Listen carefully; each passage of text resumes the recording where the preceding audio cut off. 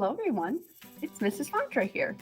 And today we're going to be talking about one of my favorite times in all of art history, and that is the Renaissance. Can you say Renaissance? Renaissance. It's really kind of a fun word to say. So let's jump right in and talk about how it fits into the rest of art history. All right. Renaissance was around 1400 or 1400 to 1600 CE, or people call it AD sometimes too. So that's like our common era. This is kind of close to where we are today. And Renaissance actually means rebirth or renewal, or kind of like bringing something back to life. And before the Renaissance, Europe fell into this time known as the Middle Ages or the Dark Ages. And the Renaissance was about rediscovering the old ways that the Greeks and Romans used to do things, all right? So they started to value education more, and science and art, which is why we're talking about it. Literature and writing and music and people, they started to kind of bring back some old values from the ancient times. And some very famous artists during these times, and we'll talk a little bit more about them, are Donatello, Leonardo da Vinci, Michelangelo, and Raphael. Okay, maybe those names sound a little familiar, and we'll talk about why in just a minute. But if you think, whoa, wait a second, like what all happened in between there? Because we talked about cave art earlier this year. We talked about ancient Mesopotamian art, and usually we talk about ancient Egyptian art as well. We kind of do those every other year, but what happened in between? So let me show you with art and how things kind of changed, all right? So if you look back at sculptures from ancient Egyptian times, they were pretty like new, and like there was a new thing to do. So the people didn't look quite as realistic, and they had their arms kind of close to the body so they wouldn't get broken off. But as time went on with the Greeks and the Romans, they learned how to get pretty good at making these sculptures look like actual people. You can see from the timeline of how the statues changed, they look more and more realistic, right? All the way up to the Romans with that really realistic looking robe that she has on with all those frillies and those blowing in the wind, looks really realistic, right? But then after the Romans came these Middle Ages or the Dark Ages. And you can see on the left, there is a sculpture from the Roman times that's very detailed, very realistic. You can see like the fabric, it looks like a real person almost, right? But in the Middle Ages or the Dark Ages, art wasn't really as important anymore. They wanted art for one main reason, and that was to kind of tell the story of Christianity or religion, because that's what was really important about at that time. So it didn't really matter if the art was as realistic as it used to be, as long as it told the story they wanted, okay? So that's why art changed, because they valued or thought things were more important, which happens sometimes in history, right? And so this is where the Renaissance comes back into play, where we bring these old ideas back, these old styles, these old things that are important, and here we are, all right? So, like I mentioned a little bit earlier, there are four very famous artists from this time, Donatello, Leonardo da Vinci, Raphael, and Michelangelo, and you might know them from the Teenage Mutant Ninja Turtles. Now, I'm not sure who created this show or thought it'd be good to name them after Renaissance artists, but hey, it's an easy way to remember all of them, right? So, I like to pretend that they're the heroes, though. Give them the masks and the superpowers. So, let's get into some art that's new from the Renaissance and compare it to some art that we may have seen from other classes. So, for example, this is from this piece on the right is cave art with two bisons, which is a sculpture with clay around some rocks in a cave. And the one on the left from the Renaissance is called The Pieta by Michelangelo. Now, normally in class, we have a big discussion to see what is similar or what's different. So maybe take a minute to think, how are these similar? How are these different? One thing that's similar is they're both three-dimensional. They're both something made out of clay or marble. So it's something you could walk around and see all the way around. But one thing that's very different is even though they're both realistic, you can both tell what they are. They're people and animals. Well, one of them is animals and one of them is a person and people, and they're very realistic, right? It almost looks like you could put your hands right into that lady's robes. It looks like real, right? I know a lot of people, when they see this piece at first, they think, oh my gosh, like there's a dude that's just laying there. Well, the story behind this piece is that it's Mary and Jesus after her son died. So it's supposed to be really kind of a sad piece. So he wouldn't be wearing a full piece suit, right? He died. So it's kind of sad. But anyway, the whole point of the Renaissance is being realistic and kind of having some religious stories behind it too, to kind of bring the Middle Ages together with the Renaissance. So that's how that kind of happened. All right. So again, very, very realistic, right? Here's another one to kind of look at, the Renaissance versus ancient Egyptian. The painting from the Renaissance is done by Raphael. And the one on the right, we don't know the artist because it's so old, but maybe you can see that they are both people, right? They're both people that are painted, but the one from the Renaissance by Raphael is very realistic, right?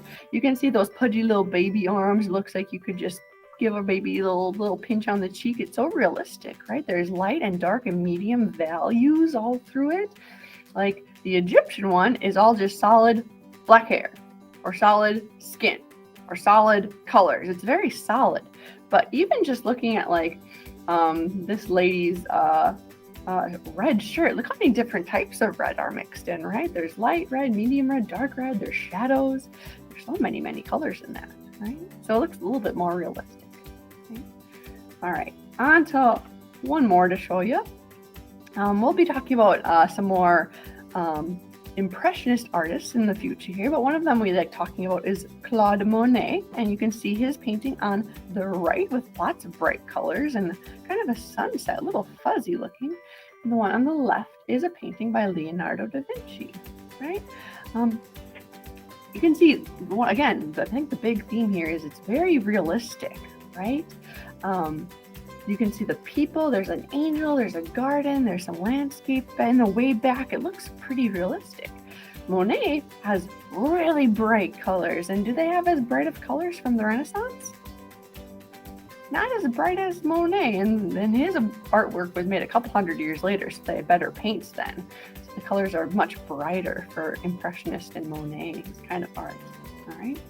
So from here, I'm going to stop sharing my screen and I'm going to get out of here for just a second, but I'm going to be getting into what your grades project is, because it might be based on one of the artists we learned about and maybe some other common thing from Renaissance. So stay tuned and find out. All right, 4K and kindergarten friends, our project is going to be based off of Leonardo da Vinci. And I actually want to show you another video that gets into that a little bit more in detail. However, I'm not sure if the audio or the hearing is going to work the best. So I'm also going to post a link in this video of the link I'd love for you to watch too.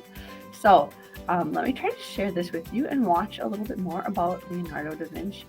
All right, cross your fingers. Maybe we can get this to work today. Is it time to take those landing lessons? I'm beginning to think I need swimming lessons. I don't know what I can teach you about swimming, but you're in the perfect place to learn about the Renaissance. This fountain? No, silly. Florence, Italy. Many people say Florence is where the Renaissance started. Ah, so that's why you came here to study art. You got it. As a matter of fact, I'm studying for my Renaissance art class right now. Care to join me? That would be splendid. I have a great book about the Renaissance that I'm sure will answer all your questions, Puffer. It's in here somewhere. Ah, here it is. So, Puffer, what would you like to know? First, I need to know what Renaissance means. It's a word that means new beginning. The Renaissance began a long time ago in Italy. It was a time of great ideas. Some of those ideas were borrowed from other places and other times. How did people in Italy find these ideas? Did they have a time machine? In a way, they did.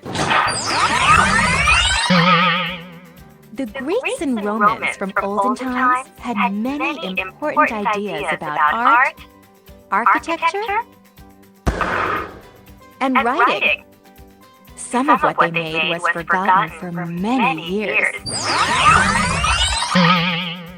When their work was rediscovered, the old ideas were also found again. Renaissance artists, architects, and writers used these old ideas to create new work of their own. Living during the Renaissance must have been just like living in old-time Greece and Rome. Not exactly. There were lots of brand new ideas popping up too. For example, people began to look closely at nature. Lots of new inventions were conceived, and paintings and sculptures began to look more realistic. Maybe you'd like to learn about a man with some amazing ideas who lived during the Renaissance. His name was Leonardo da Vinci.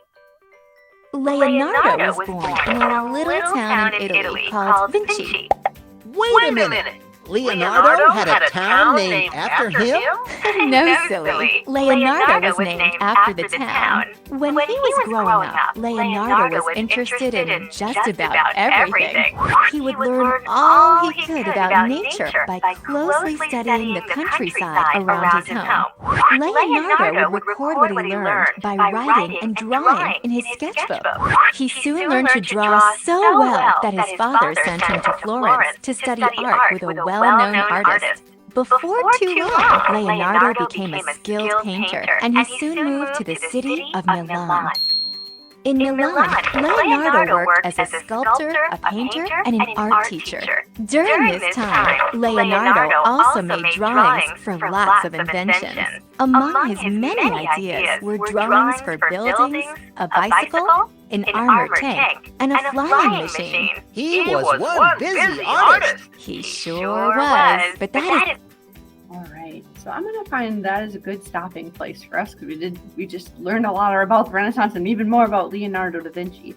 So you recognize or remember from the movie we just watched, there was a scene where Leonardo was running around outside drawing things. And that's what our project is going to be based off of today. We're going to be making our own little sketchbooks that you can go and draw things in.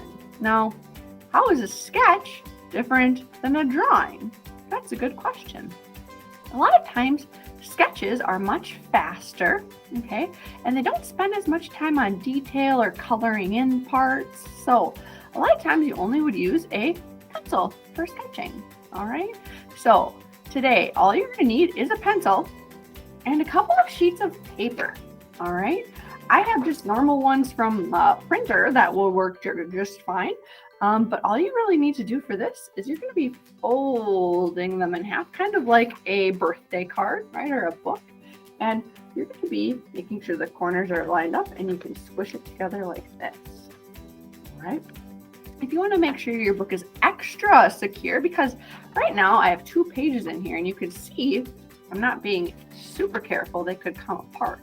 So what you could do to kind of help keep that from coming apart is using either staples, going staple to make sure the pages all stay in, or even using some tape. You can roll a long strip all the way around the end so it opens up and it keeps the pages over there. Okay, now there's only one rule for sketching today, all right? And the rule is you need to draw things that you actually see with your eyes. So what I mean by that is, does anyone have a pet dragon at home? Probably not. So you shouldn't be drawing things that you don't see. If you have a pet dog, sure, you could draw your dog at home. Or maybe you want to draw your shoe. Or maybe you want to draw a fork that's on the table. You can draw anything that's around, but you have to be able to see it, okay? So it's a good way to practice drawing things that are actually real and doing things realistically, okay? So it's up to you how many pages you put in, but if you could take a photo of maybe your favorite sketch or your favorite thing that you took that you captured in your book, that would be great. All right. I'm looking forward to seeing what you come up with your Renaissance discoveries today. All right. Any questions or concerns, please let me know. Happy creating.